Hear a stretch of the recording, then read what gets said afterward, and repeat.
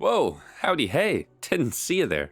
Looks like you might want a creamy keyboard. Well, no problem, just get out your wallet and there's tons of different options. They just cost hundreds of dollars. Sorry, what's that?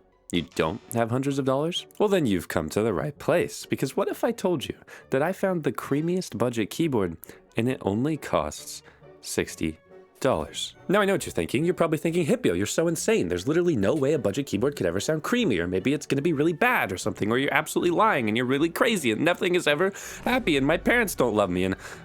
well, hold on, calm down. I have it right here. Wow. Now, apparently in this box is the creamy keyboard, the Epomaker G884. And full disclosure, this video is sponsored by Epomaker, who did not review this video, did not tell me what to say, and all my thoughts are my own. Now, this story begins with a price tag, the $59.99 on Amazon. When I saw that, I said, hey, please send me that keyboard. I really need to try this thing. Epomaker sent it over, and here we are, ready to try the keyboard. But I'm gonna be honest, I don't really know what to expect. Now, the first thing I can expect is a pretty bare bones unboxing, because this thing is not glamorous whatsoever. It comes in a box. Guess what? It has accessories. But guess what? It's just a keycap puller, a cable, and 2 switches for some reason.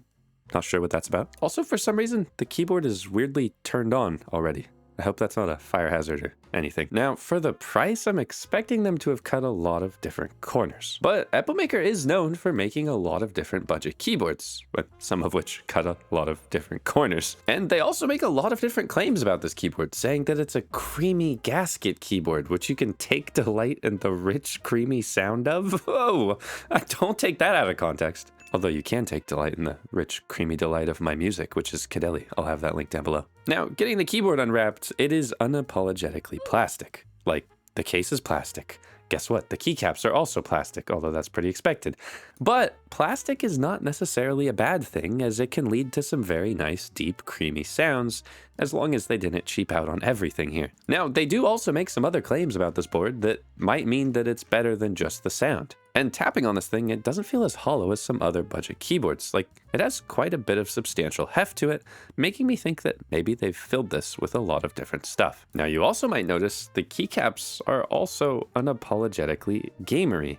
Now, they say these are their custom shine-through RGB backlit keycaps with durable PBT, but to me, they seem pretty cheap. And with the RGB on, the RGB is incredibly bright, yet you're not really seeing it through the keycaps very well. So the G in G84 does stand for gaming, as far as I'm aware, and this thing is trying to be more gaming oriented, but not Hall effect or anything like that. And for some reason, gamers really like playing games in the dark or something, so they need their shine-through keycaps. Personally, I'm a gamer that's put thousands of hours into games and never gamed in the dark. Leave a comment if you game in the dark, I'm a bit confused. Now, while also flipping this thing around, obviously because it's on and it's not plugged in, this thing is wireless and supports 3 different modes: Bluetooth, 2.4 gigahertz, and wired. Now, a lot of cheap keyboards are usually sacrificing one of these things. Maybe it's not wireless, maybe it's got really bad software.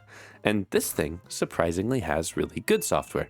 This thing uses VIA, but a very clunky implementation of it, where you have to go to their website, download a JSON file, and then upload it to VIA in order to use the software.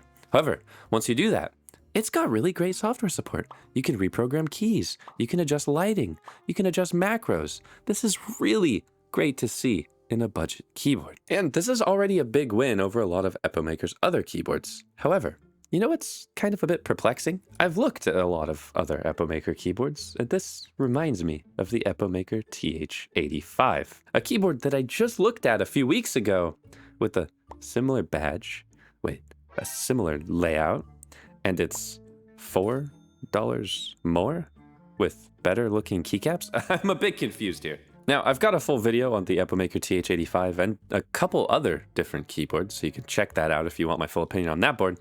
But let's just figure out what makes this one different first. Now, aside from having side glow instead of the top glow, it does have the gamer keycaps, and by pulling them off, you can see that these switches are clear. Yeah, no, they actually didn't come up with any creative name for these. They're literally called the Epomaker Clear switches. They're a pre-lubed linear switch with a 45-gram bottom out force, meaning they're relatively lightweight to press. They don't have super long travel at 3.3 millimeters, and these are just a very, smooth linear switch, and partially, I think, why this keyboard sounds so incredibly creamy. Because if you're trying to get a creamy keyboard, you need the switches to sound very good, the keyboard case to allow those deep sounds to resonate properly, and then the case to be filled with a certain amount of foams that accentuate everything and tie everything together into a lovely, creamy ball. But does that even mean anything? Well, this keyboard is actually really nice to type on. But not only are these switches incredibly good, the stabilizers are also very well lubed, which is very surprising on a cheap keyboard like this. The gasket mount is, there's really not much of a gasket mount here, is there? There's like no flex to this keyboard. So the gasket mount, in air quotes, is very lackluster. And if you're new to keyboards, gasket mounting is a way that we mount keyboard PCB and plates within the case so that you can potentially feel a little bit of bounce when you're typing. It eliminates a little bit of reverberations and makes the whole thing feel creamy as well, if it's done right. Otherwise, it's just a little bit of foam and your keyboard is as stiff as a rail like this. Now, some other interesting claims that Epomaker makes is that this is a fast and reliable gaming keyboard and that you can game like a pro. Granted, every single pro will be using Hall effect switches because even though they are a marginal difference in improvement, that is still a bit of improvement that every pro will need to milk. So this is not a pro gaming keyboard. However, it does have 2 milliseconds of latency on wired, which is pretty decent for a very cheap keyboard. And this will outperform your average, really cheap membrane keyboard. But I don't really know why we need to market it as a gaming keyboard. Just call it a keyboard. Every keyboard is a gaming keyboard. However, it does have 1000 Hz polling, and it does have N key rollover, which basically every other keyboard has at this point. Okay, so we covered the basics, but we kind of need to know here, how did they even make it creamy? So like my therapist always says, and I always ignore, let's open up a bit. But first, like my therapist always says, it's time to check out Hipyo's new desk mat from hipyo.co. This is the Froggy desk mat. You can check it out. It's absolutely pretty and lovely, and get this, waterproof. For $27.99, this thing looks amazing on your desk, like me on your desk. My therapist did not say that. That would be bad. Anyways, how do I take this keyboard apart?